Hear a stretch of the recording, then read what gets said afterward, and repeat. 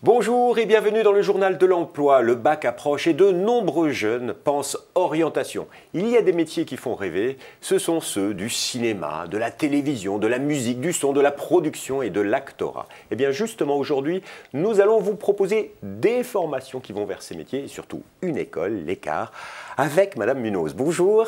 Bonjour Jérôme. Vous êtes directrice de l'Écart. En deux mots, comment présenter l'école ? Alors, l'Écart est une école qui est assez âgée, elle date de 72, et elle a un grand avantage aujourd'hui, c'est qu'elle couvre l'intégralité des métiers de la chaîne de production audiovisuelle. Donc on parle de la pré-production, de la production, du plateau, avec les métiers de la réalisation, mais aussi de l'actorat, comme vous l'avez dit, et puis tous les métiers du son et de la post-production, une fois que l'on a tout mis dans la boîte. Ça fait énormément d'étudiants. En gros, chaque année, vous avez combien d'étudiants sur votre site ? Alors, on a 900 étudiants, dont 100 étudiants qui appartiennent au département international qu'on a développé, qu'on est les seuls d'ailleurs à avoir développé en France, et qui appartiennent à peu près à 60 nationalités différentes et qui viennent du monde entier.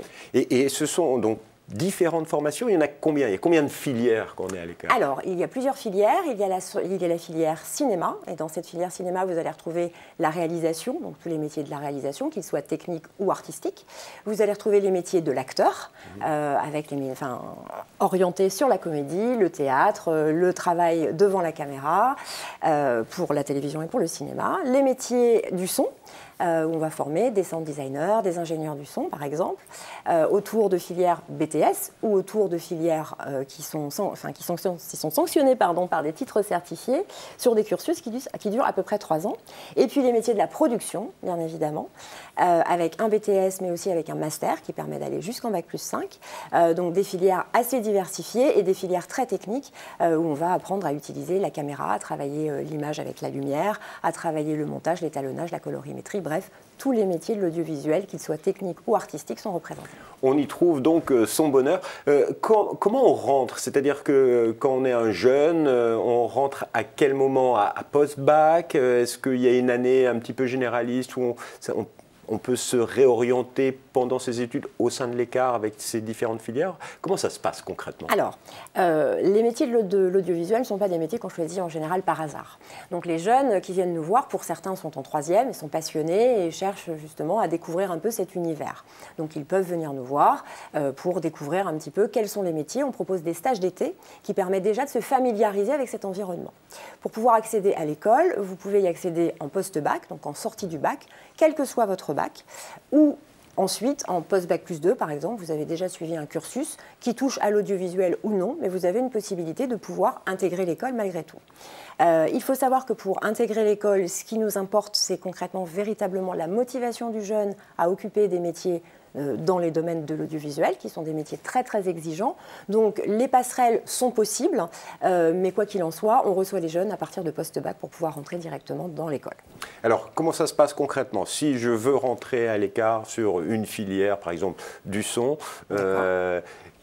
je vous dis, j'ai mon bac, j'ai un dossier à déposer, j'ai un concours à passer, il y a des entretiens qui sont organisés. Comment ça se passe concrètement? Alors, au niveau du son, par exemple, vous avez la possibilité de faire un BTS son, qui est un BTS, donc un diplôme d'État. Donc, il faut que vous ayez effectivement votre bac et vous intégrez post-bac l'école. Si vous souhaitez suivre une autre formation qui n'est pas forcément sanctionnée par un BTS, notamment dans le domaine du son, pareil, post-bac, vous nous rencontrez lors des journées portes ouvertes, par exemple. Que vous organisez tous les mois. Que l'on organise tous les mois, exactement. Et que vous pouvez retrouver sur le site www.ecart.fr, c'est ça? Tout à fait ça, voilà. C'est tout à fait ça. Donc vous arrivez et puis vous avez la possibilité de déposer votre dossier de candidature qui montre que vous avez un intérêt pour l'école.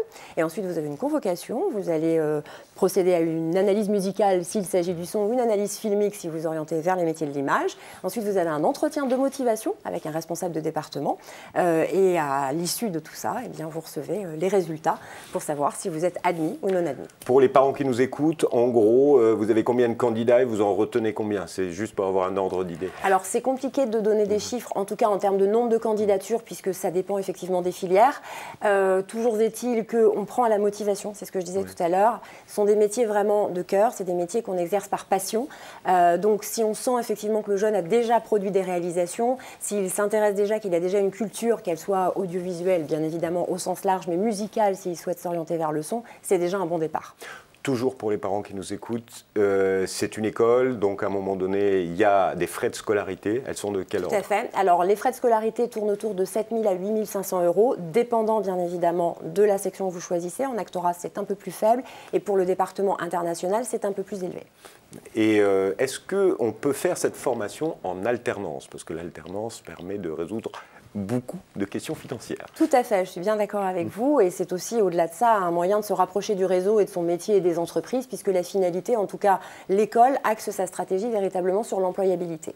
Donc on est parti du principe que les métiers de l'audiovisuel sont des métiers quand même très techniques, qui nécessitent d'avoir une expertise, et pour pouvoir intégrer une entreprise et être un minima autonome, il est important que les jeunes aient déjà suivi 2 années au sein de l'école. Donc à partir de Bac+3 et Bac+4, si les jeunes souhaitent continuer leur cursus, ils ont la possibilité de le faire par le biais de l'alternance. Nous avons une responsable du département entreprise qui les accompagne à travailler avec notre réseau d'entreprises et pouvoir s'intégrer effectivement dans une entreprise et par la suite y travailler et y rester.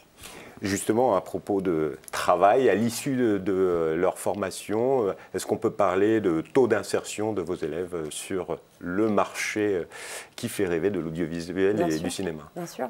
Alors, il faut savoir qu'il est compliqué de donner un chiffre très précis, puisque les métiers de l'audiovisuel recrutent en masse des intermittents du spectacle. Donc, une intermittence, elle peut être, effectivement, on va travailler quotidiennement tous les jours et pouvoir avoir un salaire annuel qui sera convenable, et puis d'autres qui feront beaucoup moins de cachets, et puis la télévision qui, elle, pour le coup, parfois embauche des personnes en CDI. Donc, en termes d'employabilité, il y a des métiers, effectivement, qui portent plus à l'emploi, notamment tous les métiers qui tournent autour de la technique, du montage et de la post-production, par exemple, du son, bien évidemment, qui emploient en majeure partie 70 à 73% de nos effectifs.